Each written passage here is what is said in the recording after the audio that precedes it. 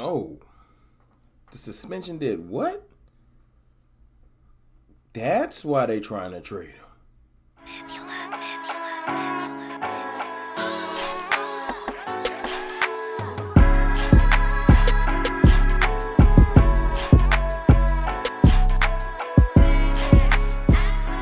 What's good, people?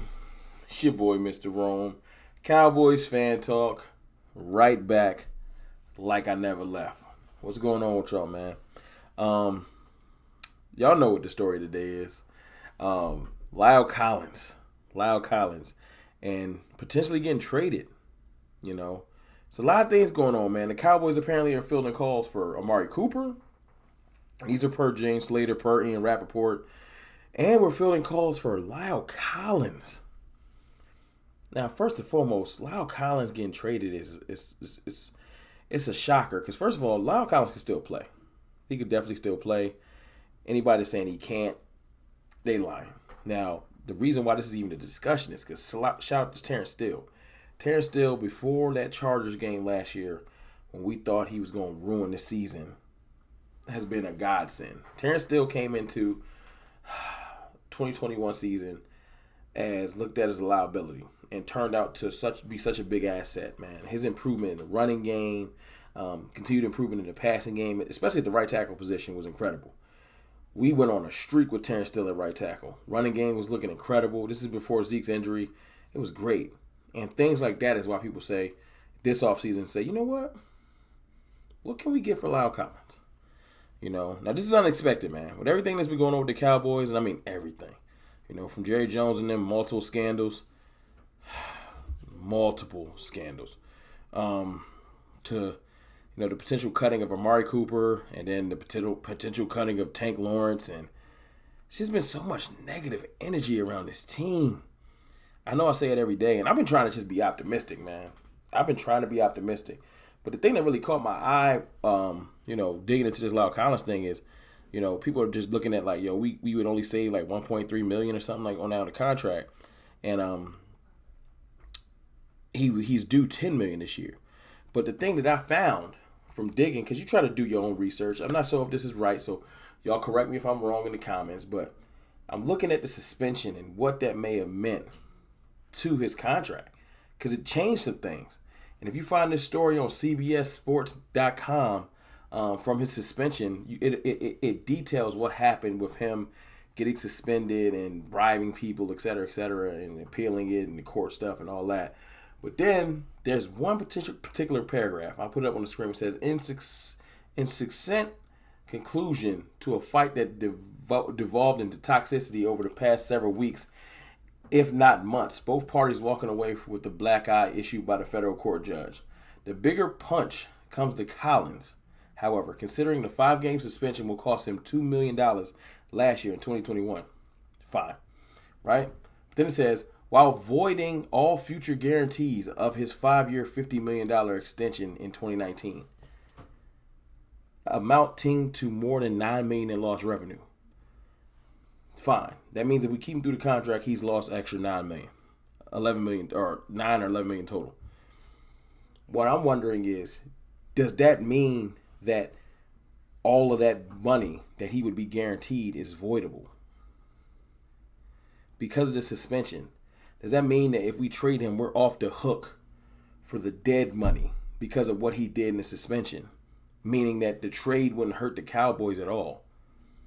You see what I'm saying? We'd be off the hook for his money that we would owe him. And we might be off the hook for the dead money because of what happens with the years that were voided. Now, I'm not a capologist. I don't work for Sports Track. I don't know. But I do know that this isn't a situation where we're trading him under the pretenses of his previous contract stipulations. His contract's been changed. I would love for someone that does know to be able to dig deep and realize what those changes mean to him being potentially traded. Because they mean something. Basically, he messed up, and all of the stuff that we were on the hook for, we're not anymore. We could basically probably cut him and not be beholden to any guarantees.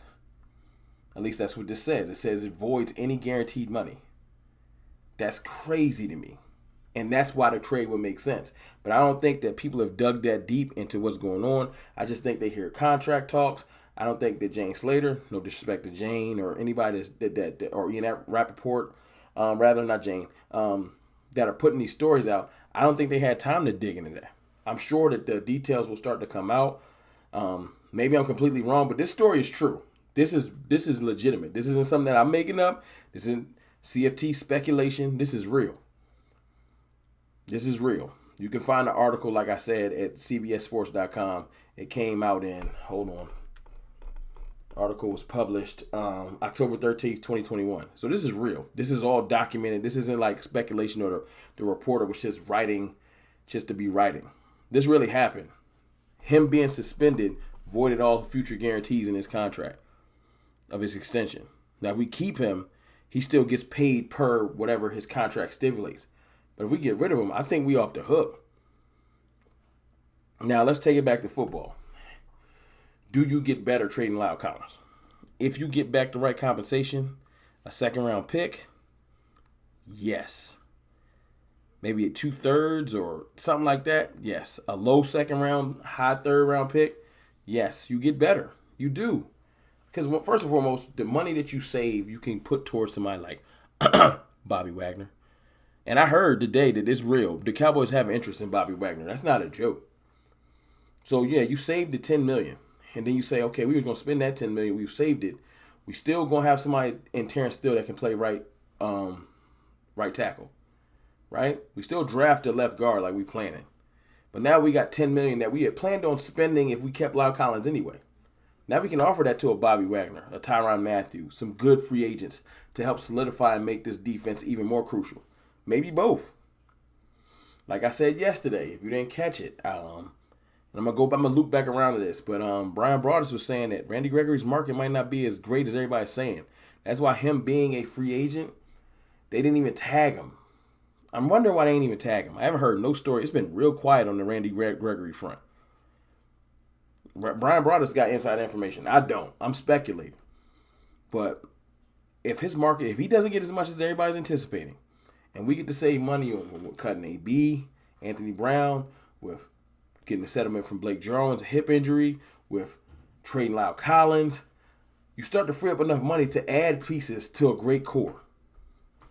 That's just me. Y'all let me know in the comments how y'all feel about this potential little nugget that I feel like was left out of this whole La'el Collins trade situation. I think that's a big deal. Maybe I'm tripping, but I feel like it's a big deal. Y'all let me know what y'all think in the comments, man.